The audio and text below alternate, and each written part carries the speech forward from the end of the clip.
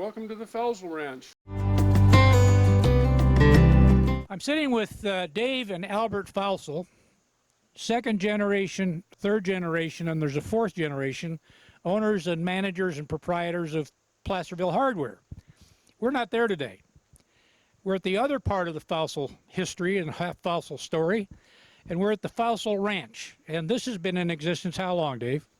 Oh, 120 since 1877. It's been in existence. I don't know how many years that is. It's a long time. It's a long time. And the reason we're here today is one part not as well known as Placerville Hardware, which is a historical site in downtown Placerville. Has been featured in many articles, many TV programs, but is their farming activities or their agricultural activities. And as most people know, second only to the gold discovery, agriculture is a big deal in El Dorado County. So we're here today at the Fausel Ranch, which is many faceted. They've got several varieties of fruit. They've got a wedding chapel. People love to get married here.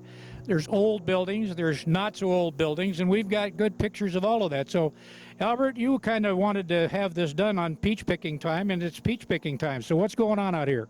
Well, we're out picking peaches. We've got a lot of different varieties of peaches. We've got nectarines. It's just been a good season this year. So, I mean, you need to come out and get your boxes while you can because they're flying. So, no, we're just having a good year, really. And So I got to ask this question because I know other people will ask it. Hardware and peaches? Hardware and peaches. No, they don't quite. Doesn't quite sound right, but yeah, the hardware store has downtown Placerville has a big tourist following, and it has a lot of local people downtown, and we sell quite a few peaches at that hardware store along with the hardware. Yeah. Well, I tell you, when I heard about this, and I said, now there's something I'm not making this work.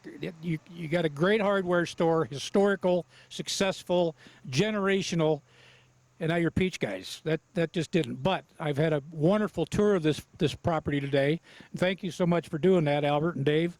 And we saw them picking peaches, we saw them packing peaches, and we're going to show some great footage of the peaches. And I mean, some of these peaches are like watermelons. They're huge.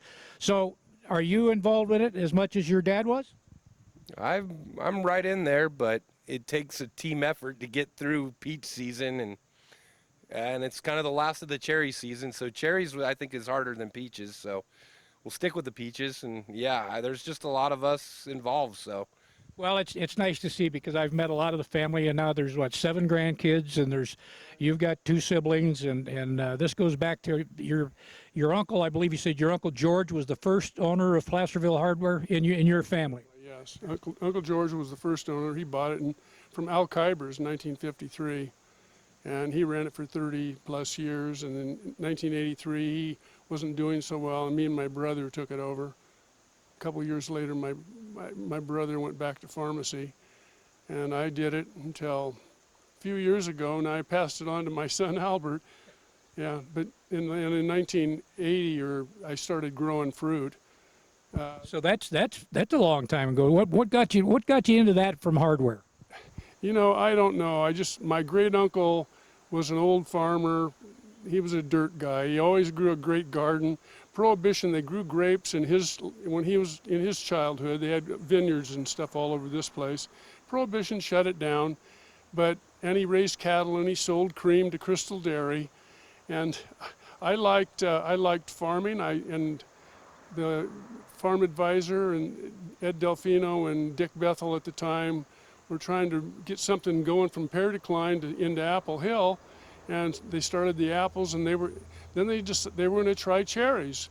So I tried cherries 40 years ago. Tough thing to grow in El Dorado County. We found that the peaches do better actually, and I've just kept planting varieties. How many varieties do you have on your farm? Roughly, we have about 20 varieties of peaches. Yeah. I didn't know there was that many peaches around. And peaches, I got to tell you, peaches are my very favorite fruit. I mean, seriously, I love peaches. So you work in a hardware store from whenever to whenever, and then you come up here and you farm from whenever to whenever. So do you ever rest? Yeah, I do. Plenty of rest. I got a 6-year-old, so I get plenty of rest. No, but it's fun working at the hardware store and at the ranch, and it just makes the day go by. So yeah, I can't complain.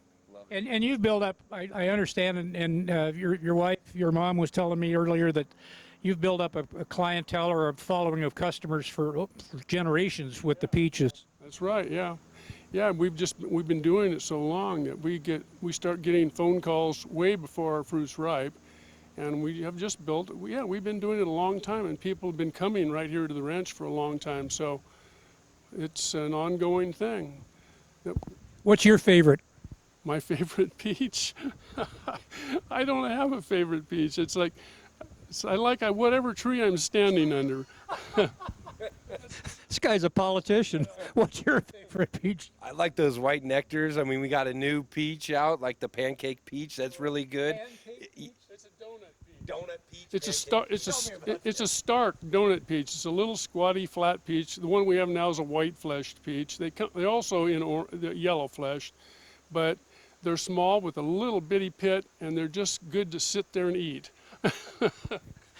I saw this guy pull one off a tree, and he's got his own way of devouring is the way I'd say it. But that brings me to a point. When is the best time to pick a peach? When the peach is at its prime and you can just twist it and it'll pop off in your hand, and that's the best time. So if you got to struggle, it's not ready. Leave it there, let it get big. And if you touch it and it falls off in your hand, it's probably too ripe. Yeah, it's still good if it falls off in your hand. If it's still hanging there, it's good. Okay. You want them we want them to come off easily. That's when we like them, because so you can eat it right now.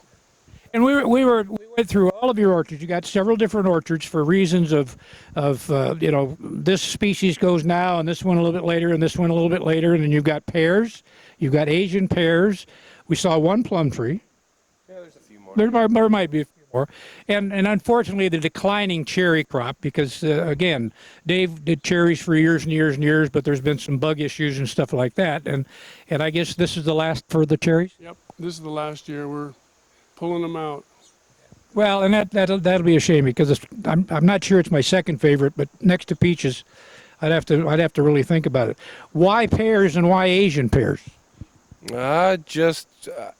It's really tough and it's challenging. So it's a good battle between blight and pruning and just keeping them alive, really. So, but it's just one of those things where I can bring it into the store, and I'll have some of the different restaurants use my fruit, and it just, gives you joy when you see them using them in their sandwiches, and they're selling a lot of sandwiches. So Yeah, and I've had some of the pear salads that I knew came from here, but I've never been here to see that. And I think that's part of the magic of El Dorado County and Placerville, is the community type feel that you get, because here you are, a hardware store selling pears to restaurants to eat and things like that. But still, where else? It's just not going to happen where else. I mean, this is it. This is Placerville. This is El Dorado County. Trees are just absolutely loaded. They've had to brace them up with poles because they're so heavy with fruit. And Dave was sharing, and Dave, why don't you share that you've brought the trees down a bit, and that's created a better crop, right? Well, it makes a really accessible crop, makes it much easier for us to pick and manage the trees. Yeah, the trees are a lot higher density now and a lot lower. So at most we need very short ladders. So. And we saw the crews picking and packing, and they were doing a nice job. So on a normal day, how many boxes would you run through here? I'd say 120 boxes. 120 boxes. And you got cold storage over at the fruit stand? Right, we have old cold storage over at the fruit stand. We have another one out back. We bring them out of the orchard and cool them down, and hopefully we sell them within about a day or 2 days, yeah. Well, when we were over at the fruit stand, it looked like you were getting pretty low for today, and it's only mid-morning, so that's a good thing. So let's talk a little bit about the property. It's as you said, I mean, and you showed us some of the things, and this goes back into the 1860s, I believe you told me. We had a nice tour of the home. There's a storied barn up the hill here, and you might want to start with that, Dave. Well, the storied barn was by the Fausel house, the old brick house down where the Mountain Brewery was in Placerville on Main Street. That was the brick house was built in 1860. The brewery was started there about 1860, and in 1983, I moved the barn out here because the road went through it. So the barn that we're using today, it has lots of the brewery artifacts and a cold that came from in Placerville, and so we use it for it's a tractor shed and a little packing shed sometimes, and yeah. Yeah, there was lots of stuff in there. There was chairs for the wedding receptions, and there was, in that lovely old delivery van. What's the story there? Well, the old truck's a 1939 Dodge. It was my uncle who had the hardware store just before World War II. He had George's Food Center down next to the Hangman's Tree today. And he bought that in 1939 to deliver groceries.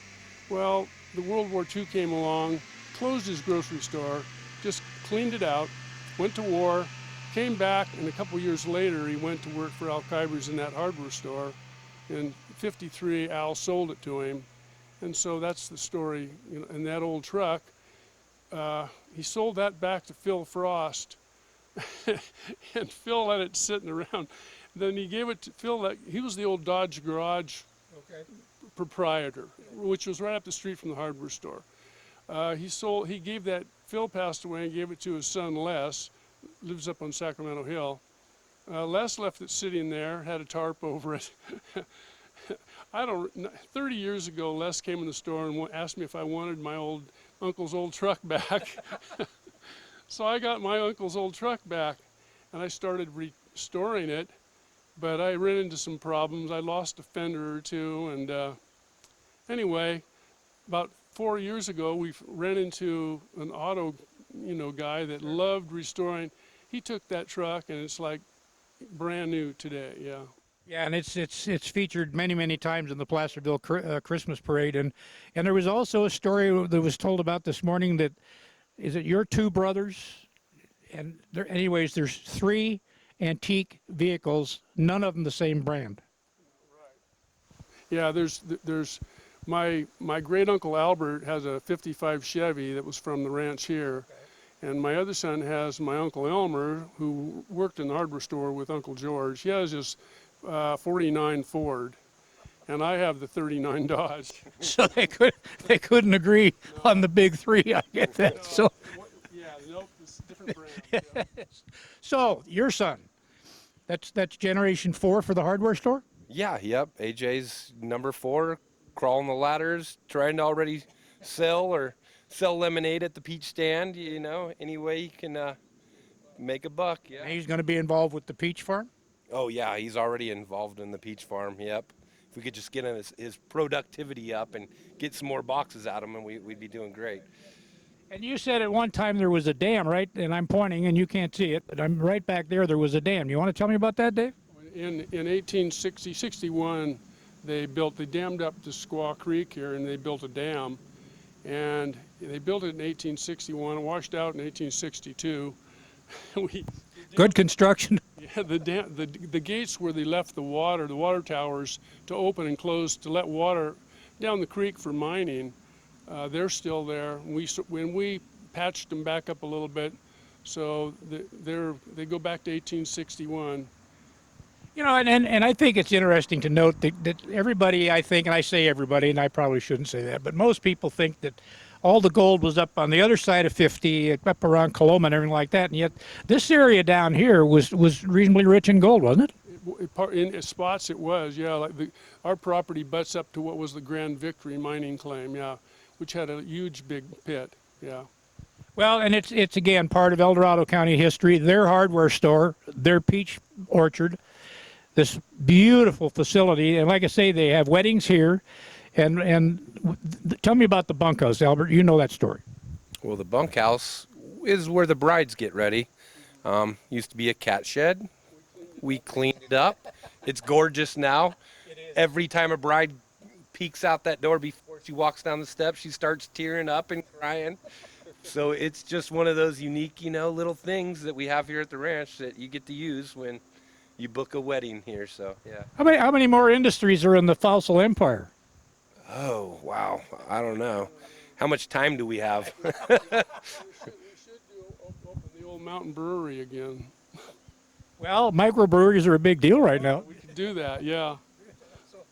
I want to thank you both so much for a great tour of a beautiful piece of property and steeped in history. And again, we're at the Fausel Ranch, and peaches, pears, Asian pears, used to be cherries, and 20 varieties of peaches. And I'm going to go taste some. But thank you guys. I appreciate it. Albert, for your time. Dave, great meeting you, and thank you so much for your time. Thank you for showing me your lovely property here. Appreciate it. Channel 2 and the producer of this program would like to thank the Fausel family for warmly welcoming our crew to their home in orchards. While the focus of this story was mainly on peaches and other fruits grown on the ranch and the connection to Placerville Hardware, we would be remiss if we failed to emphasize the history of the property dating back well over 100 years.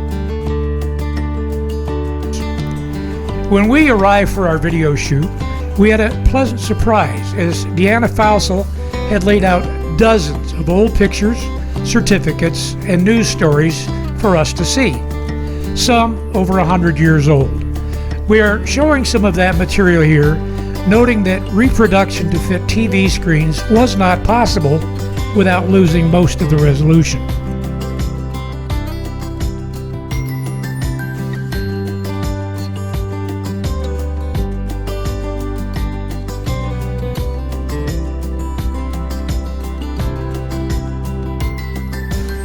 We hope you enjoyed the story, not only of their peaches, pears, nectarines, and Asian pears, but the rich history of the Fausel Ranch itself, and a look at the past, present, and future of the Fausel family.